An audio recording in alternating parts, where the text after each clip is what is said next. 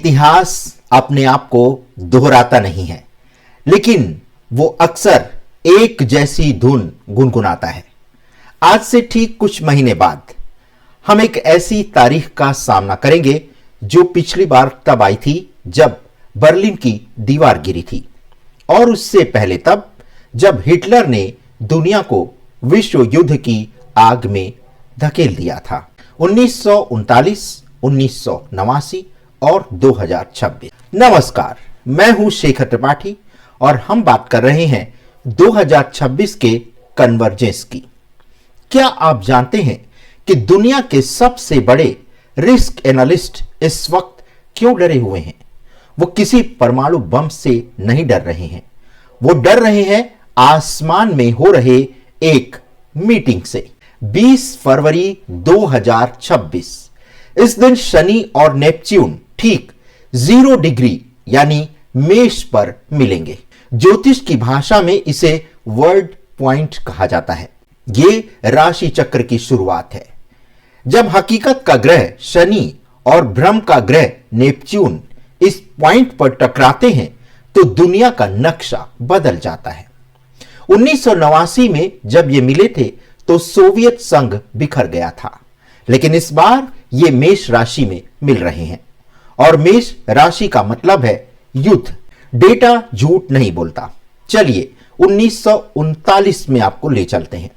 उस साल भी शनि मेष राशि में था, और वो साल था जब द्वितीय विश्व युद्ध शुरू हुआ।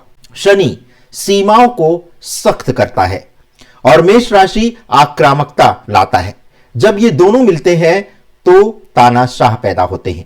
2026 में वही पैटर्न फिर से वापस आ रहा है, लेकिन इस बार खतरा सिर्फ सीमाओं पर नहीं, खतरा अदृश्य है। शनि नेपच्यून का यह योग हाइब्रिड वॉर का संकेत है। नेपच्यून कोहरे का ग्रह है। इसका मतलब है कि अगला विश्व युद्ध बंदूकों से शुरू नहीं होगा, यह शुरू होगा एक बड़े भ्रम से, साइबर हमलों से और सच को झूठ में बदलने से। लेकिन युद्ध लड़ने के लिए पैसा चाहिए, और यहीं पर 2026 का सबसे बड़ा जाल बिछा हुआ है।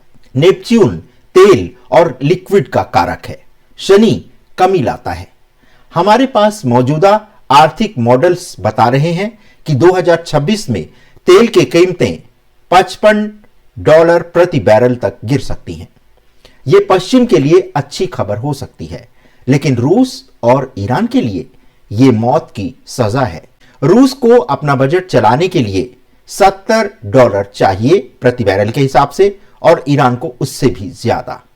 जब एक महाशक्ति की अर्थव्यवस्था डूबती है तो इतिहास गवाह है कि वह कोने में फंसे हुए चूहे की तरह हमला करती है।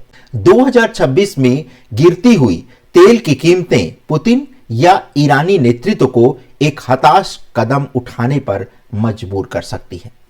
तो क्या यह तीसरा विश्व युद्ध शुरू करने का एक ट्रिगर पॉइंट होगा? अब आप सोच रहे होंगे कि यह सब नेताओं के हाथ में है, लेकिन क्या हो अगर मैं ये कहूं कि उनका दिमाग और आपका दिमाग रिमोट कंट्रोल से चलाया जा रहा है 15 करोड़ किलोमीटर दूर। जी हां, 2026 में हमारा सूरज अपने 11 साल के चक्र के सबसे खतरनाक मोड़ पर होगा, जिसे सोलर मैक्सिमम कहते हैं। 1920 में रूसी वैज्ञानिक अलेक्जेंडर जीवेस्की ने यह साबित किया था कि जब सौर गतिविधियां बढ़ती हैं तो पृथ्वी पर क्रांतियां और युद्ध होते हैं। इसे मास एक्साइटेबिलिटी कहते हैं। जी हां, सूर्य से निकलती हुई किरणें इंसान के पीनियल ग्लैंड को प्रभावित करती हैं। नया डेटा बताता है कि 2026 के सौर तूफान हमारे दिमाग में मेलाटोनिन हार्मोन को कम कर देंगे, और यही वो हार्मोन है जो हमें शांत रखता है। इसके कम होते ही इंसान का गुस्सा, डर और आक्रामकता 7वें आसमान पर होगी। 2026 में दुनिया बारूद के ढेर पर बैठी होगी और सूरज माचिस की तीली जला रहा होगा। सितारे अपनी जगह आ चुके हैं, तेल का बाजार क्रैश होने वाला है और सूरज अपनी आग बरसाने को तैयार है। हम एक परफेक्ट स्टॉर्म की तरफ बढ़ रहे हैं, लेकिन असली खतरा अभी भी छुपा हुआ है। फरवरी में शनि ने चेतावनी दी लेकिन अप्रैल 2026 में मंगल एंट्री लेगा। युद्ध का देवता, जी हां, जब वो शनि से मिलेगा तो ट्रिगर दबेगा। और वो ट्रिगर कहां दबेगा? हिमालय की चोटियों पर या ताइवान के समुद्र में? अगले एपिसोड में हम आपको ले चलेंगे रेड जोन में। जी हां, और यही रेड जोन हमें दिखाएगा अगला रास्ता कैसी तबाही लाने वाला है। तो तैयार रहिए, कन्वर्जेंस शुरू हो चुका है। देखना मत भूलिएगा हमारा दूसरा एपिसोड, युद्ध का ट्रिगर पॉइंट। अगर आपको भी ये एपिसोड अच्छा लगा है, ये सीरीज अच्छी लगी है, तो कृपया इसे लाइक, शेयर और सब्सक्राइब करना मत भूलिएगा। और इसी के साथ यदि आपके पास कोई ऐसी महत्वपूर्ण सूचना है जो आप हमसे साझा करना चाहते हैं, तो उसके लिए आप हमारे व्हाट्सएप नंबर 7905414965 पर हमसे संपर्क कर सकते हैं। धन्यवाद, नमस्कार।